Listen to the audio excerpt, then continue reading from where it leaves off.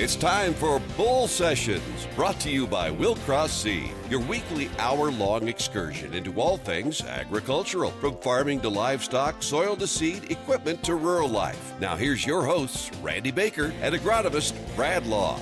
Good morning, everybody. Brad, we got to come back again. Miles let us back in. Well, they may have changed the lock on the door, but we still made it in. We can get in. We're pretty crafty like that. Where would we be without Miles, though, running the computer back there and pointing us and leading us along like he's doing? You might be making some money, if that was... We wouldn't know how to react with any money. Oh. We don't get paid. We do take donations. Yeah, we do take donations. And you can email those donations, too. It's that bull at willcross.net. Absolutely. And I'm just so happy that my voice is kind of back right now. It is. You sounded terrible last week. Oh, thank you, Randy. But I appreciate it. We're glad to have you back, and you're feeling better. Yes. You know how good I feel?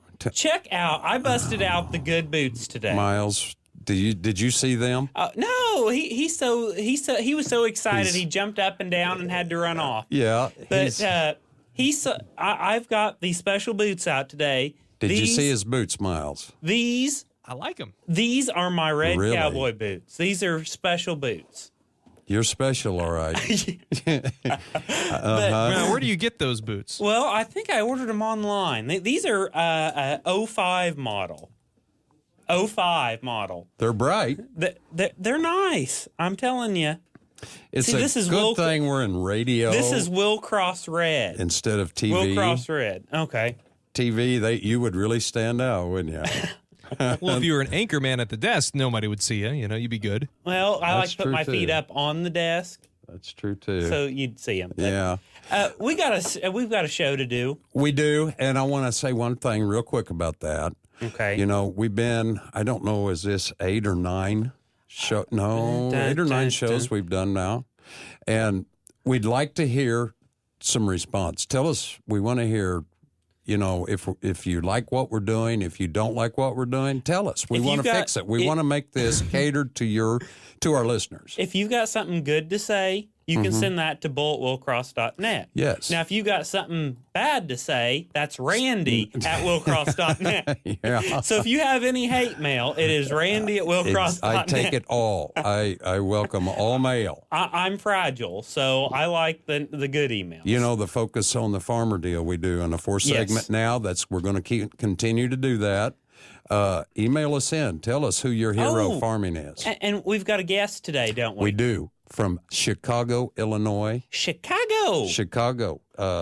You've never been there, have you? Is he with the mafia? No. He's not with the mafia. His name is Frank LaPlaca from Chicago. Sounds like a mafia dude. Good Christian commodities trader, owns his own company. It's called Imperial Futures, but we're going to call Frank here during the 3rd segment. We're going to see if we can figure out something about what to do with these crazy markets and I guess show that it's not just for the big players. There's a place in there for it. It's not a roulette wheel. Okay. It's not. No roulette. So. Okay. But I've got a list. You've got a title. This list of yours, and I'm afraid to even say it, but it's how to use the farm to get out of events you don't really want to go to in the first place. And this is vital information that every farmer needs to have. I'm sure it is. Because, sometimes to make relationships work, you just have to remove yourself from the situation. And it's just best. Okay. So what I found out. You're hiding from your wife, in other words. Or people that want to hang out with your wife, or... There's ways to make this work. Okay, so my first thing is cattle can save marriages. Yes. Oh, don't spit your coffee out, Randy. I was taking a drink when you... Okay. But cattle can save marriages. Think about this. Okay. If you have something like, hey, let's go to that... I'd like to go to that ballet with you, babe, but it's during calving season. Maybe your sister could go with you. Yeah, you would love to have went, though. I'd love to go to the ballet or that music show or that orchestra concert, but... You are lying to me. I am not your wife. I don't buy it. Well, and here's the other thing. When they think of calving, well, that's something that wives can relate to. Say, oh, babies. Well, you go out there and you take a picture with your smartphone of a baby calf and say, oh, do you see this one? Melts her heart. Oh, that's so cute. Uh-huh. So that's something you can do to use that. And I also think that's why they invented fall calving. Oh, so you can get out of things. Not just spring calving. You also, that way you can get 60 to 90 days in the spring and 60 to 90 days in the fall. You're always thinking. So you think about that. If 90 days in the spring and fall, that's 3 months apiece. That's half the year. Okay. You're covered. You don't have to do anything with your wife. Well, no, that's just, okay. And the other, here, for those other months, you can say, oh, I can't help you clean out the attic tomorrow because I told Jimmy I'd help him work cattle then. Uh-huh. And, the wife has to realize. You don't even know anybody named Jimmy. Well, that was just a pseudo name there.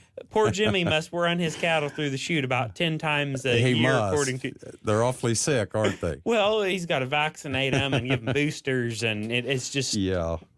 More lies.